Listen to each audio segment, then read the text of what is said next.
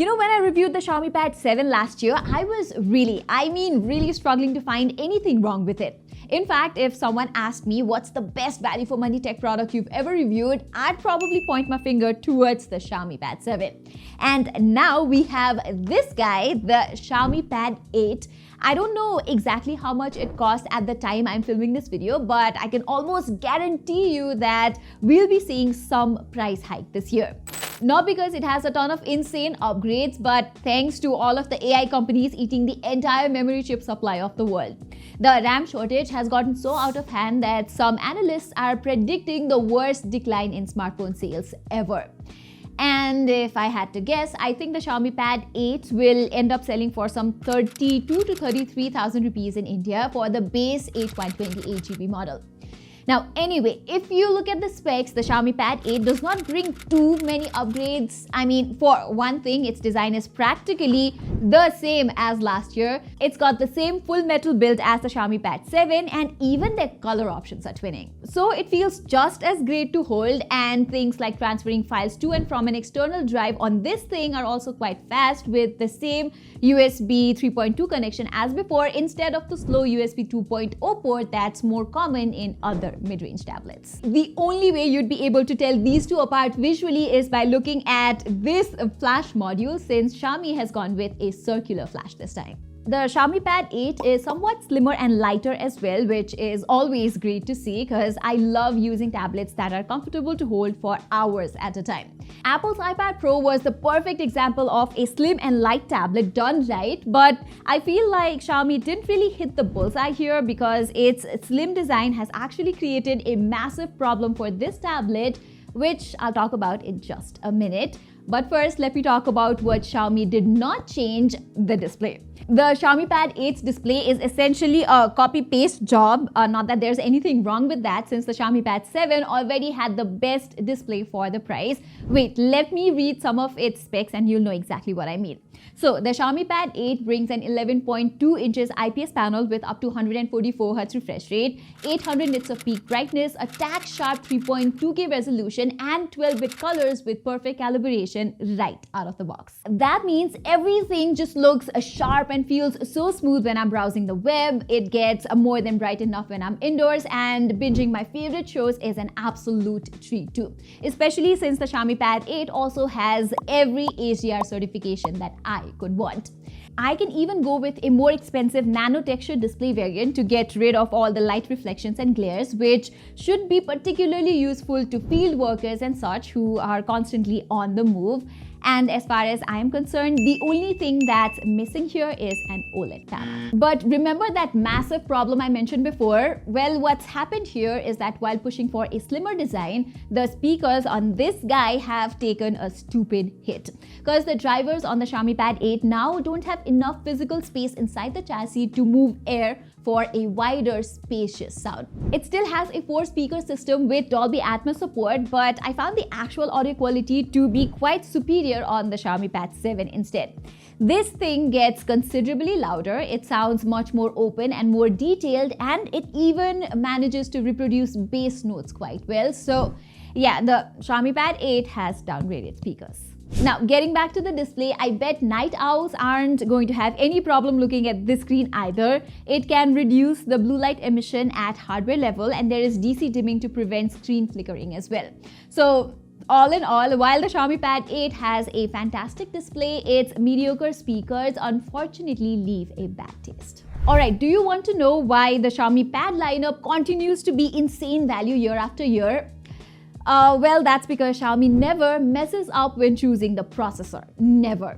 The Snapdragon 7 Plus Gen 3 chip on last year's Xiaomi Pad 7 was already so far ahead of other mid-range tablets in the market, and now the 8S Gen 4 upgrade continues that tradition. The Xiaomi Pad 8 is easily the most powerful tablet in its segment. It's as simple as that. The 8S Gen 4 has a faster CPU and an especially faster GPU than the 7 Plus Gen 3, and also surprisingly better heat dissipation. I say surprising because in my gaming test, the Pad 8 had noticeably cooler temperatures despite its slimmer chassis. I still think Xiaomi needs to work on a few upgrades to improve the gaming possibilities of this tablet, since I can't play popular titles like, say, Mobile Legends at 120 FPS, which works perfectly fine on older Xiaomi Pad 7, by the way. And besides a powerful processor, I love how Xiaomi has continuously improved its HyperOS software for big screen devices as well. So last year's HyperOS 2 was mostly about one thing: AI features. I could generate text, images, or transcribe my voice notes, that usual stuff. Whereas with the HyperOS 3, Xiaomi's focus has shifted to productivity instead. There are definitely some new AI stuff like AI dynamic wallpaper that lets me animate my wallpaper in different styles, but the productivity push is clearly the highlight of the HyperOS 3. From the new 1:9 aspect ratio that makes using apps in split screen so much fun, to the vertical split view, it is so easy to utilize this massive screen space. And the workstation mode, which is Xiaomi's version of Samsung Desk that switches from Android to PC-like desktop environment, can now hold more apps in the taskbar for a more easier multitasking too. Xiaomi also says HyperOS 3 supports a PC-level browser and a PC version of WPS Office, but both of those things are in the coming soon tab for now. I've got to admit one thing though, I really was not expecting all the Apple integration inside Xiaomi's latest software. Most of them are phone-centric, like being able to mirror my Xiaomi phone on an iPad or a MacBook, but as someone who daily drives a MacBook, being able to view my notes or transfer files with the Xiaomi Pad so effortlessly felt pretty special. The Xiaomi Pad 8's battery life is pretty special as well. I know its 9200 mAh battery is just 4% larger than what we saw on the Xiaomi Pad 7, but when I tried draining their battery with everything from video playback to gaming and web conferences, the Xiaomi Pad 8 lasted exactly an hour more, finishing with an impressive 9.5 hours of screen on time. The charging speed remains the same at 44 watt, but I love that this thing now supports 22.5 watt reverse charging in case I need to top off my phone real quick. Alright everyone, so that is all for my full review of the all-new Xiaomi Pad 8, and needless to say, Xiaomi has once again bagged a winner with this guy. Its speakers suck, and there's also some gaming-related hiccups for Xiaomi to sort out, but other than that, the Xiaomi Pad 8 is a fantastic mid-range tablet. Oh wait, I think I forgot to talk about the cameras, which are nothing outstanding as always.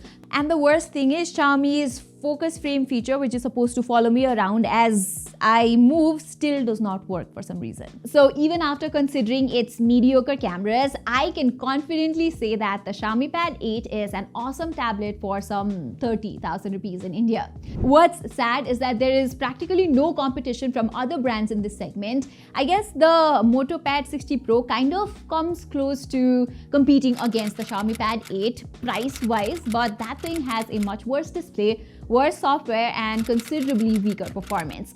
So the promise of a free stylus plus a few other things isn't really convincing enough for me to pick the Moto Pad over this one.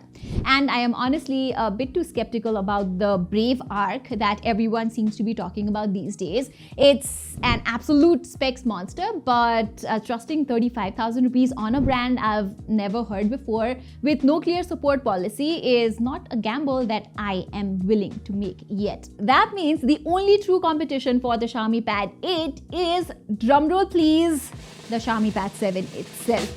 Like I've said through all this review, these two are incredibly similar, and since the only notable piece of upgrade here is the 8S Gen 4 chip, the Xiaomi Pad 7 still makes perfect sense, but only if you manage to get it for at least 5,000 rupees cheaper. Otherwise, spending just a couple of thousand rupees more on the Xiaomi Pad 8 is the way to go.